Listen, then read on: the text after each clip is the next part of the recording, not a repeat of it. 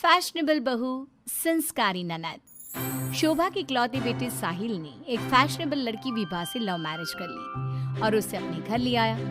उसकी माँ ने दोनों को देखा तो बोलने लगी, अरे साहिल, ये किस नाटक वाली को ले आया तू? और इसने ये इतने छोटे कपड़े क्यों पहन रखे हैं? माँ, ये नाटक वाली नहीं आपकी बहू है। मैंने इससे शादी कर ली है। विभा, माँ के पैर छुओ। कम ऑन साहिल, मैं किसी के पैर नहीं छू सकती। विभा, ये हमारा कल्चर है, घर के बड़ों के पैर छूते हैं। ओके साहिल। विभा जैसे ही शोभा के पैर छूने के लिए झुकी तो शोभा ने उसे डांटते हुए कहा, चल हट यहाँ से, दूर हो जा मेरी नजरों से। न जाने कहाँ से इसे उठा लाया है। तेरे लिए लड़कियों की कमी थी क्या, जो ऐसी लड़की को ले आया? हमारे घर के संस्कारों के बारे में तो सोच लेता, लोग क्या कहेंगे? माँ, आप भी कैसे पुराने जमाने की बात कर रही हो? आप कपड़ों और भाषा से किसी के संस्कारों को जज नहीं कर सकती। साहिल ने अपनी माँ को समझाने की बहुत कोशिश की, लेकिन वो कहाँ कुछ मानने वाली थी। शोभा अपनी बहू के कपड़ों और स्टाइल की वजह से हमेशा उसके कैरेक्टर पर टिप्पणी करती रहती। एक दिन विभा अपनी सास के लिए चाय बनाकर लाई। गुड मॉर्निंग मॉम, ये आपकी टी। ऐ छोरी, तुझ में संस्कार नाम की चीज है या नहीं? गुड मॉर्निंग ना बोला कर मुझे। हमारे यहाँ बहुएं पैर छूती है। तूने ये कैसे कपड़े पहने? देख जरा मेरी बेटी रानी को, सीधे सादे कपड़े पहनती है वो। मॉम, आपकी बेटी को फैशन की बिल्कुल भी नॉलेज नहीं है। उसी तो आप तंबू भी दे देंगी ना तो वो तंबू भी पहन लेंगी। देखो माँ, भाभी कैसे मेरा मजाक उड़ा रही हैं।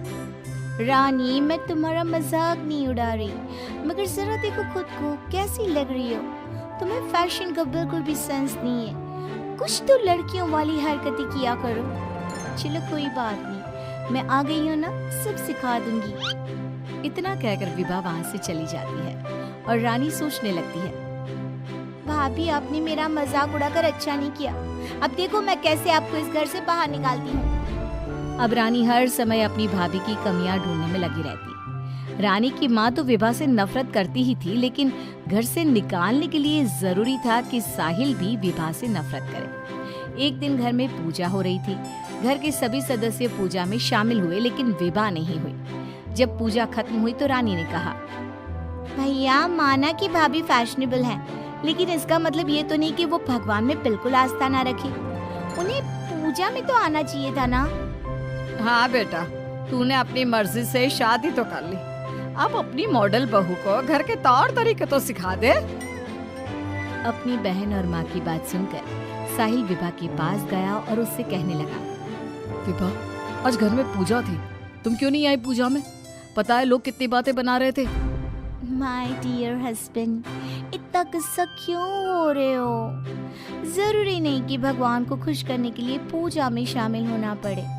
जब भगवान को दिल से याद कर लो ना तो बस उसी समय होगी उनकी पूजा। विभा, तुम शब्दों के जाल में मुझे मत फंसा। मैं जानता हूँ तुम इन सब चीजों को नहीं मानती, लेकिन तुम माँ की खुशी के लिए ही चली जाती। कम ऑन डार्लिंग, तुम तो छोटी सी बात को खींच रहे हो। मुझे पूजा में जाने से कोई प्रॉब्लम नहीं थी। मुझे किसी ने बताया ही नहीं पूजा के बारे में। अगर माया रानी बता देती तो मैं चली जाती। इसी तरह दोनों में काफी देर तक बहस चलती रही। अब विभा की ननद और सास किसी न किसी बात पर दोनों का झगड़ा करवाती रहती। जो भी शोभा के घर आता तो वो उसके सामने अपनी बेटी और बहू की तुलना करती। एक दिन उनके घर पर उनकी पड़ोसन आई। शोभा बहन, कैसी हो? कहाँ है आपकी फिरंगी बहू? अरे घूम रही होगी आधे कपड़े पहनकर कहीं। जब से आई है जीना हराम कर दिया है। शोभा बहन, वैसे जो भी हो, आपके बेटे साहिल ने ऐसी लड़के से शादी करके सही नहीं किया। आपके घर में सब कितने संस्कारी हैं। आपने अपनी खुद की बेटी की कितनी अच्छी परवरिश की है, और आपकी बहू, उसके तो पूरे मोहल्ले में चर्चे हैं। हाँ बहन, बात तो सही कह रही हो। एक मेरी बहू है जिसे ना बात करने का तरीका आता है, ना कपड़े पहनने की तमीज है, और एक मेरी बेटी है, संस्कारी, सुंदर, सुशील, सर्वगुण संपन्न है मेरी बेटी। आप तो जल्द से जल्द बस अपनी बेटी की शादी करने के बारे में सोचो। कहीं ऐसा ना हो कि आपकी बहू के चक्कर में आपकी बेटी से कोई शादी ही ना करे। पड़ोसन की बात शोभा के दिमाग में बैठ जाती है और वो रानी के लिए रिश्ता ढूंढना शुरू कर देती है। एक दिन शोभा की तबीयत अचानक खराब हो जाती है। माँ, क्या हो गया है आपको? आप दिन भर अपने कमरे में लेटी क्यों रहती हो? अरे पता नहीं बेटी क्या हो गया है, कई दिन हो गए बुखार आ रहा है। माँ, आपको डॉक्टर के पास जाना चाहिए, ऐसे तो आपकी हेल्थ खराब होती जाएगी। ओ अंग्रेजन, अपनी अंग्रेजी अपने पास रख। माँ किसी डॉक्टर के पास नहीं जाएगी। मैं अभी माँ को काढ़ा बना कर देती हूँ, माँ बिल्कुल ठीक हो जाएंगी। लेकिन रानी, डॉक्टर ब्लड टेस्ट करके बता देगा कि मॉम का फीवर क्यों नहीं उतर रहा। इसी तरह कई दिन हो गए। शोभा का बुखार उतरने का नाम नहीं ले रहा था और रानी उन्हें डॉक्टर के पास जाने नहीं दे रही थी। एक दिन विभा रानी को बिना बताए शोभा को डॉक्टर के पास ले गई। शोभा को 4-5 दिन हॉस्पिटल में रहना पड़ा। इसी बीच विभा ने अपनी सास की बहुत देखभाल की, लेकिन रानी एक बार भी अपनी माँ से मिलने नहीं आई।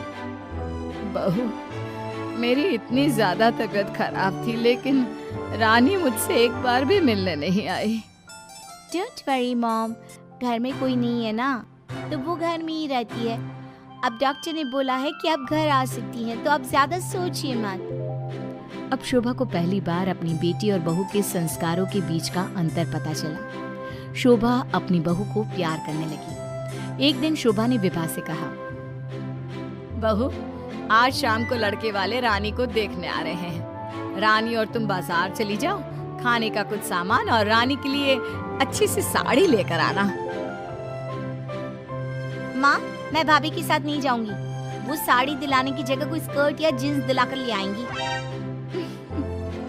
बहू, तो इसे साड़ी ही दिलाकर लाना, ठीक है कि माँ। रानी और विभा मार्केट के लिए निकल जाती हैं, लेकिन रास्ते में बहुत ट्रैफिक था। पूछने पर पता चला कि एक कार का एक्सीडेंट हो गया है। विभा और रानी ने कार के पास जाकर देखा तो एक लड़का बहुत बुरी तरह से जख्मी पड़ा था। कोई उसकी मदद नहीं कर रहा था। लोग खड़े होकर बस तमाशा देख रहे थे। विभा ने उस लड़की की मदद करना चाहा तो रानी ने उसे रोकते हुए कहा, भाभी, ये क्या कर रही हो? जब कोई इसकी मदद नहीं कर रहा तो हम क्यों करें? रानी, ये क्या बोल रही हो तुम?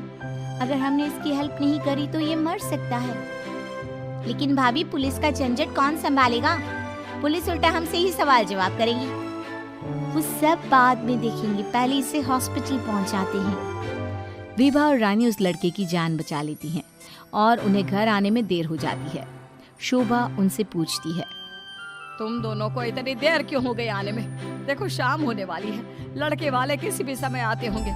माँ, आपकी लाडली बहू की वजह से देर हो गई। मुझे आज पता चला भाभी को समाज सेवा का शौक भी है। रानी ने पूरी बात अपनी माँ को बता दी। शोभा ने बहू को डांटने की जगह उसकी तारीफ की। वो तीनों बात कर ही रहे थे, तभी साहिल वहाँ आकर कहता है, माँ, जो लड़का रानी को देखने आने वाला था उसका एक्सीडेंट हो गया है। क्या? ये तो बहुत बुरा हुआ। ठीक तो है ना वो? हमें जल्दी उसे देखने जाना चाहिए। माँ, वो ठीक है, उसके घर वाले बता रहे थे कि 2 लड़कियों ने उसे हॉस्पिटल पहुंचाया है। अगर वो उसे वक्त पर हॉस्पिटल ना लेकर जाते तो उसका बचना मुश्किल था। 2 लड़कियों ने? डार्लिंग, हमने भी आज एक लड़की का हॉस्पिटल पहुंचाया था। कहीं ये लड़का वही तो नहीं जो रानी से मिलने आ रहा था? सभी हॉस्पिटल पहुंचे तो ये लड़का वही निकला जिसकी जान विभा और रानी ने बचाई थी। सब ने दोनों की बहुत तारीफ की। रानी ने अपनी भाभी से माफी मांगते हुए कहा, भाभी, मुझे माफ कर दो। मैंने हमेशा आपको गलत समझा। अगर आप ना होती तो मैं कभी भी किसी अनजान आदमी की मदद ना करती। Don't cry, dear. हमें अच्छे काम करते रहने चाहिए। साहिल दोनों की बात सुनकर कहता है, देखा रानी, मैं कहता था ना, संस्कार चरित्र में दिखाई देते हैं, कपड़ों और भाषा में नहीं। इसीलिए कभी किसी के कपड़े देखकर उसका कैरेक्टर सर्टिफिकेट नहीं बनाना चाहिए।